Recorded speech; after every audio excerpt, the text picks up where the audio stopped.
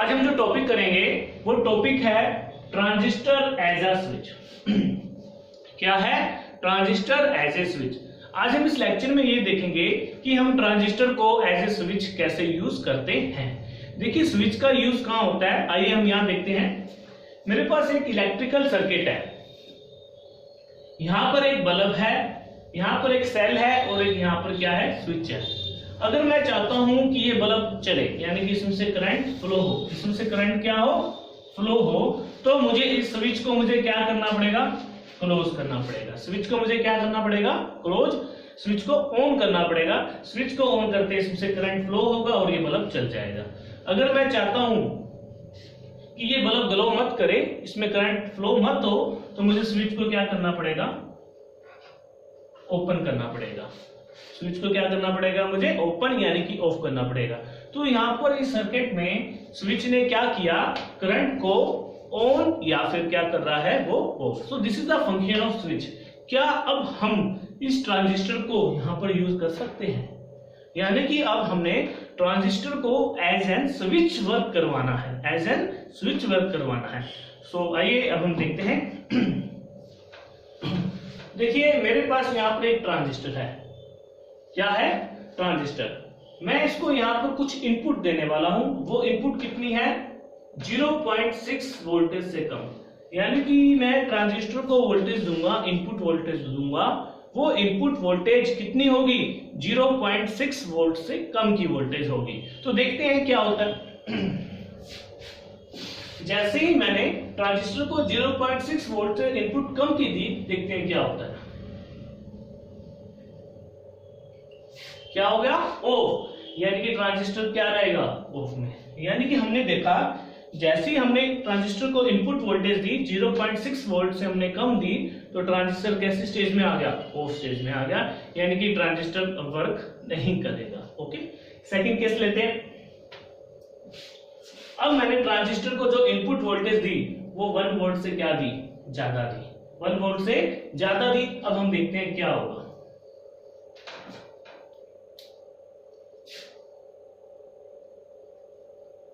Transistor कौन से stage में आ गया, ऑन में आ गया। इसमें आ गया ऑन में, यानी कि जैसी वोल्टेज हमने 1 वोल्ट से ज्यादा दी तो ट्रांजिस्टर कौन से स्टेज में आ गया, ऑन स्टेज में आ गया। सो दिस इज व्हाट, यहां हम क्या देख रहे हैं, ट्रांजिस्टर एक बार ऑफ हो गया, यहां पर क्या हो गया, ऑन हो गया। स्विच का काम क्या होता है, यही तो होता है, क्या, ऑन करना सर्किट में और क्या करना, ऑफ करना। यानी कि करंट को पास होने देना या फिर ना होने देना।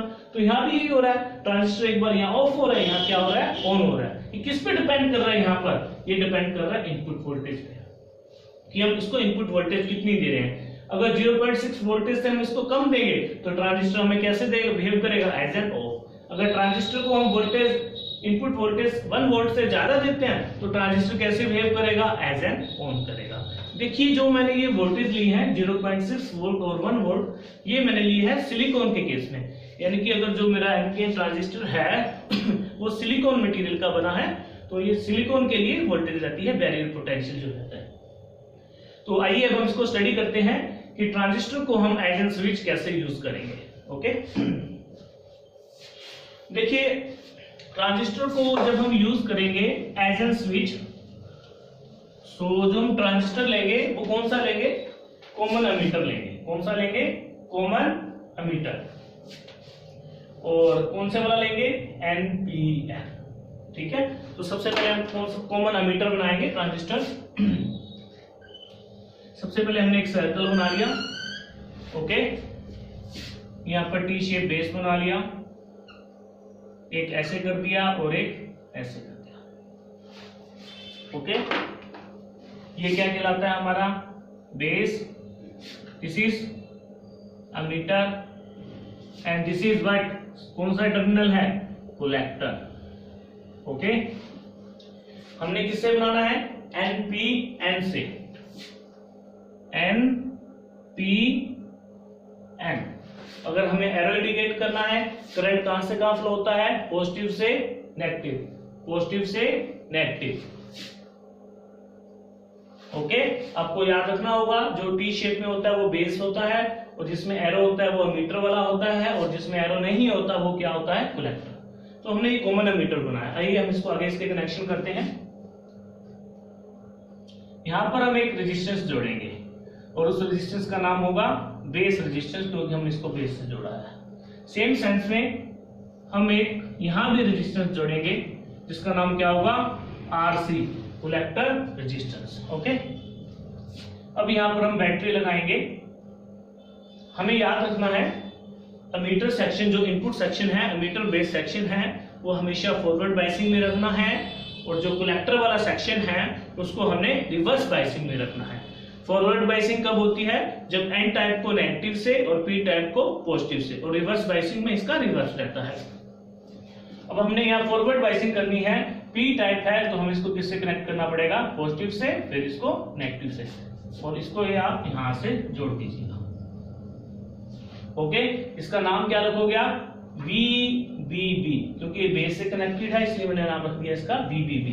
अब हमें यहाँ भी एक सेल लगाना होगा, बैटरी लगानी होगी, यहाँ हमें रिवर्स बायसिंग करनी है। ये N है तो N को हम किससे कनेक्ट करेंगे, पॉजिटिव से, पॉजिटिव नेगेटिव पॉजिटिव नेगेटिव। यहाँ पर हम बैटरीज ज्यादा लगाते हैं एज कंपेयर टू इनपुट। ये अब हमने इसको जोड़ दिया। नाम इसका क्या रखेंगे हम, VCC। क्या नाम रखेंगे इसका, VCC। ओके, अब देखते हैं, देखिए एमीटर करंट यहाँ से आ रहा है, ये देखो एरो है, हम यहाँ पर क्या लिख देंगे, IE। अगर IE जा रहा है, बाहर निकल रहा है, तो IB अंदर जाएगा और IC भी कहाँ जाएगा, अंदर। ओके, आपको याद रखने का तरीका बता रहा हूँ। अगर एमीटर करंट बाहर आ रहा है तो बेस करंट और कलेक्टर करंट अंदर की तरफ जाएगा। ओके, या आप बैटरी से याद ले सकते हैं, बैटरी का पॉजिटिव टर्मिनल है तो यहाँ से करंट ऐसे फ्लो हो रहा है, और ये बैटरी का पॉजिटिव टर्मिनल है तो करंट ऐसे फ्लो हो रहा है। ओके, जैसे आप चाहे आप ऐसे याद कर सकते हैं। और जो हम इनपुट लेंगे इसके क्रॉस लेंगे, ये हमारी यहाँ पर क्या रहेगी, इनपुट वोल्टेज। ओके, और यहाँ हमारी इसके क्रॉस हम क्या ले लेंगे, आउटपुट। ओके, अब यहाँ पर देखिए, यहाँ पर कौन सा है, बेस, यहाँ क्या है, अमीटर। मैं इसको IB को एक बार यहाँ लिख देता हूँ। यहाँ क्या है मेरा बेस और यहाँ क्या मेरा अमीटर। बेस अमीटर जंक्शन है तो यहाँ भी कुछ ना कुछ क्या होगा, पोटेंशियल होगा, यहाँ भी क्या होगी, कुछ ना कुछ वोल्टेज होगी। कहां से कहां, बेस से ammeter, voltage at base ammeter junction. देखिए यहाँ पर कलेक्टर जंक्शन, यहाँ क्या है, अमीटर जंक्शन, तो यहाँ भी कुछ ना कुछ क्या रहेगी, वोल्टेज रहेगी। कौन सी वोल्टेज, कलेक्टर से हम कहां पर आए हैं, ammeter, VCE। Okay, VBE base से मीटर, ऐसे कलेक्टर से मीटर, VCE। ओके, सो हमारा ये बन गया। हम इसको यूज कर रहे हैं transistor as an switch, common emitter और NPN, फॉरवर्ड बायसिंग में और ये रिवर्स बायसिंग में। ओके, देखिए अब हमें यहाँ पर किरचॉफ लॉ लगाना होगा, इनपुट सेक्शन पे भी और आउटपुट सेक्शन पे भी। मैं यहाँ लिख देता हूं, apply Kirchhoff voltage law at input section.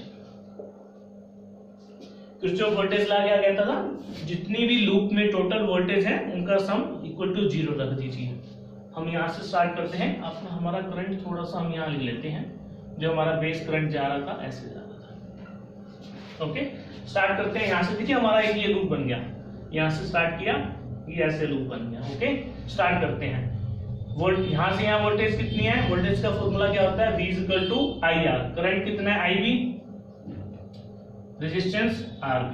Okay, IB RB। आगे चलिए, वोल्टेज क्या आ गई, VBE। आगे चलिए, हमारे पास वोल्टेज क्या आ गई, VB, लेकिन कौन सा टर्मिनल है यहाँ, negative, VBB is equal to 0। हमें इनपुट किसके क्रॉस चाहिए, VBB के, तो हम यहाँ से VB की वैल्यू निकालेंगे। VBB इज इक्वल टू क्या हो जाएगा, IB RB प्लस का VBE। Okay, this is equation number first. इस VB को हम क्या लिख सकते हैं, इनपुट वोल्टेज। ओके, अब अप्लाई करते हैं, apply KVL at output section. इस सेक्शन पर हमें KVL अप्लाई करना है। चले चलो, रेजिस्टेंस कितना है, RC, करंट कितना है, IC, RC। आगे चले, वोल्टेज कितनी आ गई, VCE। आगे चलते हैं, देखिए ये लूप है हमारा, ये ऐसे ये लूप बना VCE, आगे वोल्टेज कितनी आ गई VC, लेकिन कौन से टर्मिनल पे, नेगेटिव पे, VCC इज इक्वल टू 0। देखिए जो हमने आउटपुट लेनी है, V आउटपुट इसके क्रॉस लेनी है, या हम ये भी कह सकते हैं इसके क्रॉस, यानी कि किसके क्रॉस, VCE। और यहाँ VCE को हम आउटपुट के क्रॉस लेंगे, यानी कि इसकी वैल्यू हमें निकालनी है। यहाँ से VCE की वैल्यू क्या आएगी, ये उधर चला जाएगा, VCC माइनस के ICRC। This is equation number 2। इसको हम क्या मान लेंगे, V आउटपुट। ओके, यानी कि हमारे पास 2 इक्वेशन आ गई, हम यहाँ लिख देते हैं। इक्वेशन 2 कौन कौन सी है, इनपुट की क्या है, V input is equal to, sorry, V input is equal to IBRB plus VBE।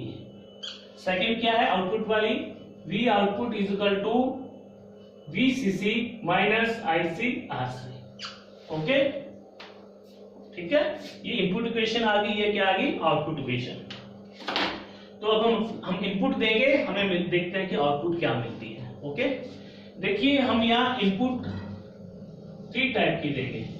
First input देंगे हम, फर्स्ट इनपुट जो हम फर्स्ट केस लेंगे, क्या लेंगे, when input voltage is less than 0.6 volt.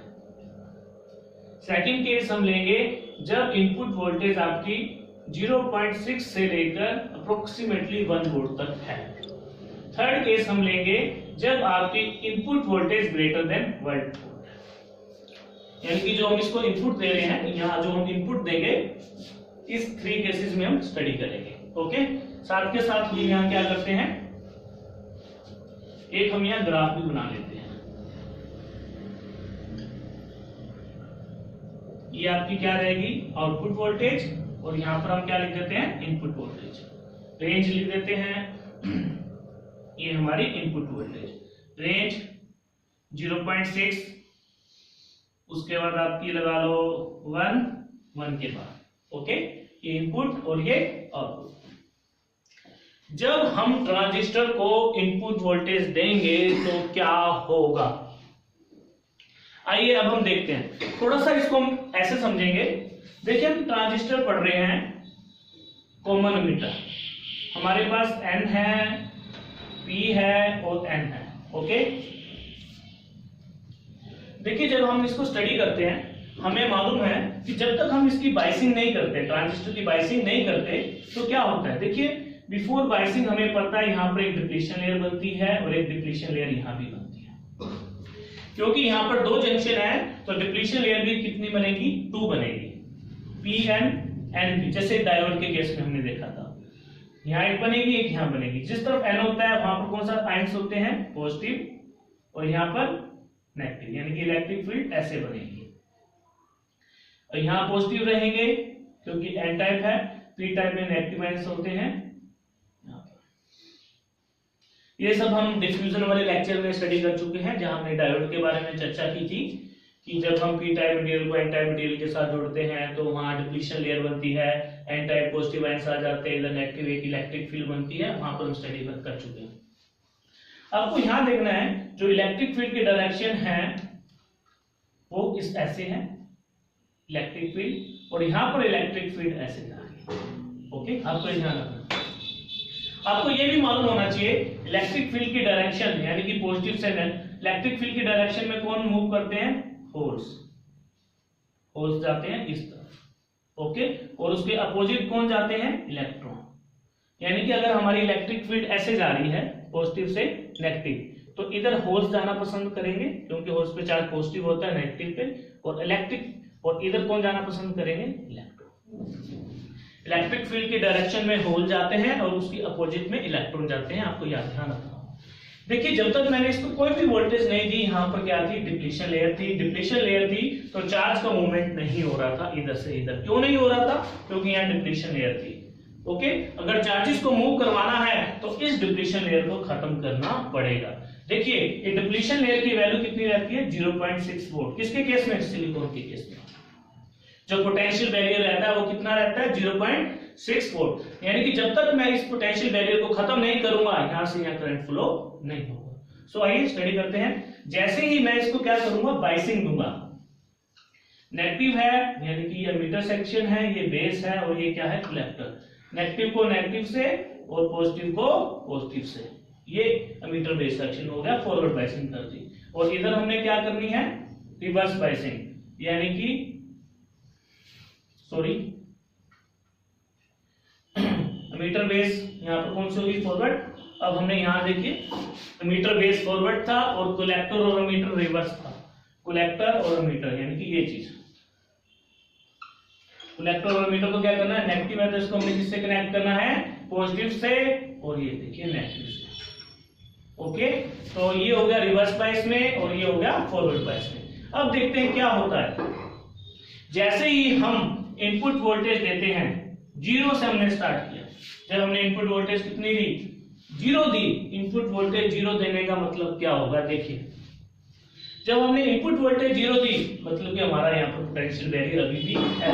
अगर पोटेंशियल बैरियर है तो देखिए क्या होता है, देखिए एन टाइप्स में क्या होंगे, minority charge career, majority charge career electron और मेजॉरिटी चार्ज कैरियर होल। आपको मालूम होगा फॉरवर्ड बाइसिंग में जो डिप्लीशन लेयर की जो विड्थ है वो क्या होती जाती है, कम होती जाती है, और रिवर्स बाइसिंग में डिप्लीशन लेयर की विड्थ बढ़ती रहती है। फॉरवर्ड बाइसिंग में करंट फ्लो होता है due to majority charge carrier और रिवर्स बाइसिंग में जो करंट फ्लो होता है due to minority charge career.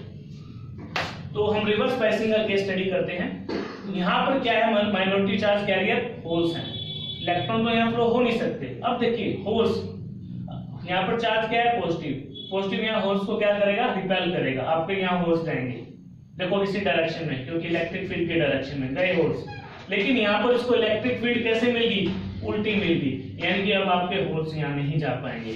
यहाँ से यहाँ होल नहीं जा पाएंगे, क्यों नहीं जा पाएंगे, क्योंकि यहाँ डिप्लीशन लेयर है और वहां पर इलेक्ट्रिक फील्ड की डायरेक्शन भी क्या है, उससे अपोजिट। यानी कि अगर हम चाहते हैं कि होल यहाँ पर यहाँ से यहाँ जाए तो ये डिप्लीशन लेयर की विड्थ हमें क्या करनी पड़ेगी, खत्म करनी पड़ेगी, लेकिन ये तो है पड़ी।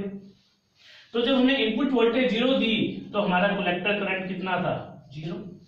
जब तक हमने इनपुट वोल्टेज नहीं दी, डिप्लीशन लेयर यहाँ खत्म नहीं हुई, यहाँ पर करंट भी फ्लो नहीं होगा।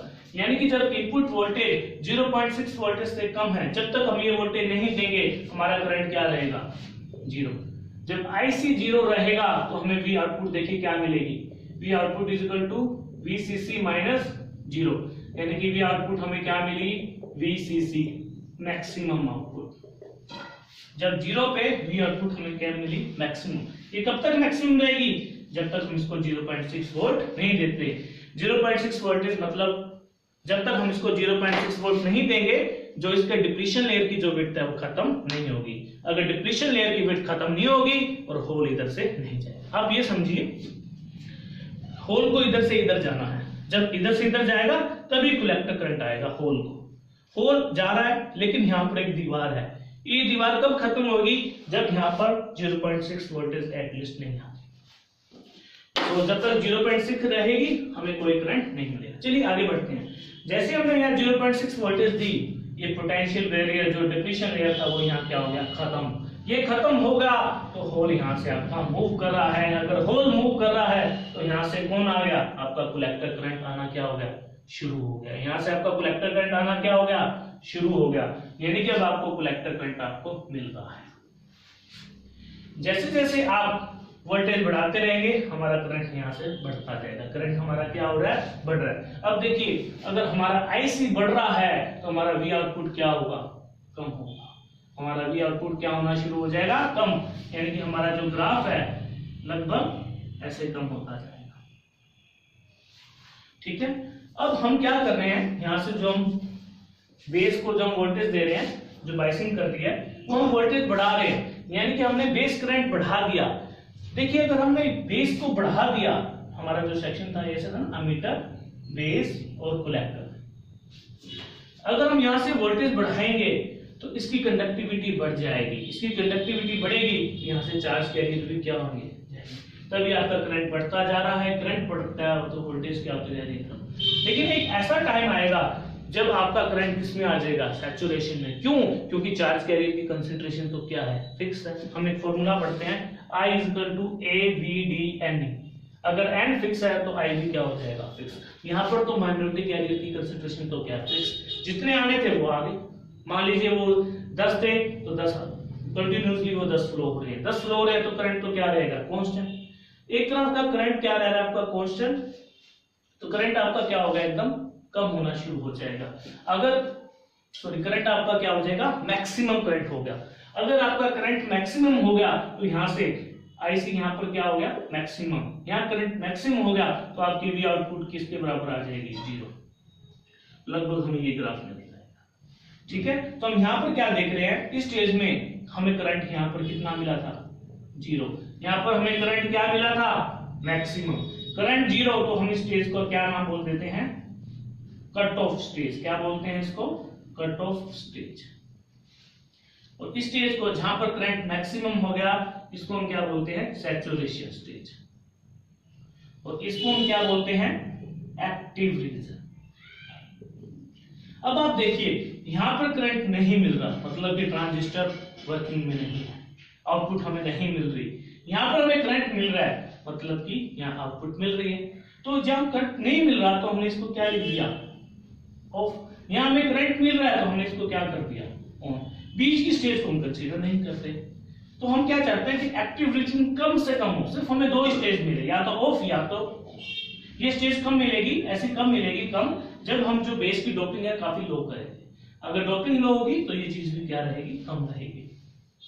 तो हमने यहां देखा ट्रांजिस्टर की 2 स्टेज देखी, एक ऑफ और यहां पर एक ऑन। यानी कि अगर हम ट्रांजिस्टर को वोल्टेज 0.6 वोल्टेज से कम दे रहे हैं तो कैसे रहेगी, ऑफ। अगर इससे वोल्टेज हम क्या दे रहे हैं, ज्यादा दे रहे हैं, तो वो स्टेज क्या रहेगी, ऑन की। सो this is all about transistor. हमने क्या देखा कि हमने ट्रांजिस्टर को एज एन स्विच यूज करना है। स्विच का काम यानी कि सर्किट में करंट को अलो करना या नहीं करना, मतलब ऑन करवाना या फिर क्या करवाना, ऑफ करवाना। सो हमने देखा जब तक वोल्टेज हम इस पोटेंशियल वैल्यू को हम खत्म नहीं कर देते तब तक आपका करंट फ्लो नहीं रहता। वो वैल्यू कितनी रहती है, 0.6 वोल्ट। जैसे वोल्टेज 0.6 वोल्ट की आती है, पोटेंशियल वैल्यू आपका खत्म हो जाता है, यहाँ से आपका होल करंट क्या होना शुरू हो जाता है। So this is all about transistor as an switch.